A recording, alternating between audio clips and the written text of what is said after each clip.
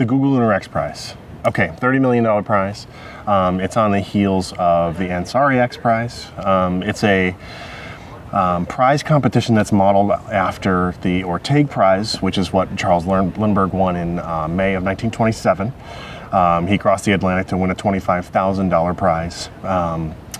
What a lot of people don't know is that right afterwards, Charles Lindbergh was on a 3-month, 48-state tour to kind of excite the public and make them aware of air travel being safe and something we could normally do. So it was a combination prize and media blitz.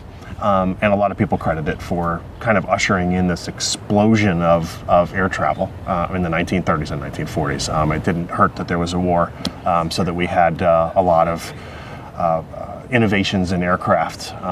Not that it was good, but some good things did come out of it, like innovations in radar technology and that kind of thing. So this is a prize modeled after that. The Ansari X Prize was won in 2004 by Scale Composites. Now Virgin Galactic has bought the rights to those craft, and they're doing suborbital space flight. But this is a competition. It's the largest international prize competition ever. Total prize purse is $30 million. There are 28 international teams. And the idea is to send a rover to the moon. It has to be mostly privately funded. There's some debate as to the number now. The contract says 90%, but the contract's under a little bit of scrutiny from some of the teams now, so that number may change a little bit. But they have to go to the moon privately. They have to land on the moon, travel 500 meters, whether on the ground or they can hop like a land and then take off and then land somewhere else 500 meters away. They have to prove that they went 500 meters somehow, which is difficult because there's no GPS on the moon. And they have to send back high definition video, which demonstrates, a full operational capacity, including communications, high-speed communications of a large data packet back from the moon.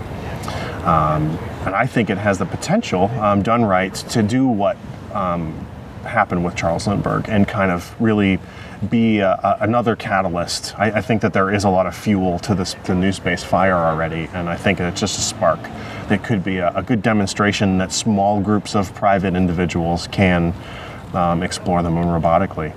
And we're going to see it happen, I think, in the next 2 or 3 years. I have a scorecard, so I'm kind of famous for having done a scorecard. As someone who's a fan of the team, I've interviewed a lot of the teams. That's how the podcast was originally kind of built, was to be to interview all the teams because I thought the people were really interesting. And I was having trouble keeping track of the teams. There were 29 teams, now there's 28 teams. So I made a scorecard for myself. Someone said, wait, you're keeping track of the teams, why don't you just publish it? So I did. I've caught a lot of praise and flack for my opinion and my approach to it. I don't see the prize as a technical competition. I don't think spaceflight is an engineering problem. I think it's a funding, inspirational business plan problem. I think we're technically able to do all the things that as humans we want to do. We have smart engineers. We just need to pay them and give them the things they need to build what we want. So I think the competition is bigger than just technical merit. So some of the metrics I have, and to be really, really honest, and I've been very frank about this is just my opinion on the teams. It's mine. It's largely just me. There are a lot of people who input, but I'm the one that decides what the scores are. But there's metrics like funding, and that's the one that's got the most weight. But there's also other things like inspirational value. And I think that that's an important part I don't see it, it's not supposed to be a gauge of who will win the prize. It's supposed to be the one who is successful at doing what Charles Lindbergh did and catalyzing whatever fuel is around in the new space industry. So one of them is called feeling. How do I feel when I talk to the teams? Do they have a fire in their eyes? And that's an intangible thing, and I get a lot of flack for that because it is my opinion. But you can usually gauge somebody. You can usually gauge in their eyes. Are they serious? Do they have the passion?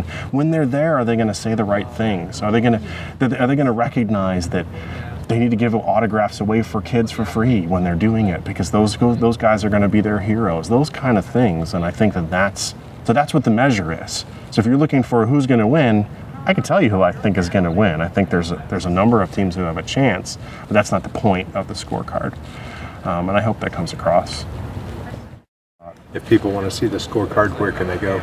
It's evadot.com, evadot.com/GLXP scorecard. We've been calling it scoreboard, scorecard.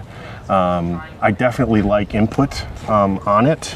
So I definitely like input on it. I like healthy debate. If you don't like it, if you can do it nicely and have a healthy debate about what you think, I would encourage other people to do the same kind of thing. I would be happy to publish someone else's scorecard if they want to do something similar, or if they have an idea about how we could better gauge those things that I'm trying to gauge, and that's that impact value. Those are the kind of things that I think would be interesting to people.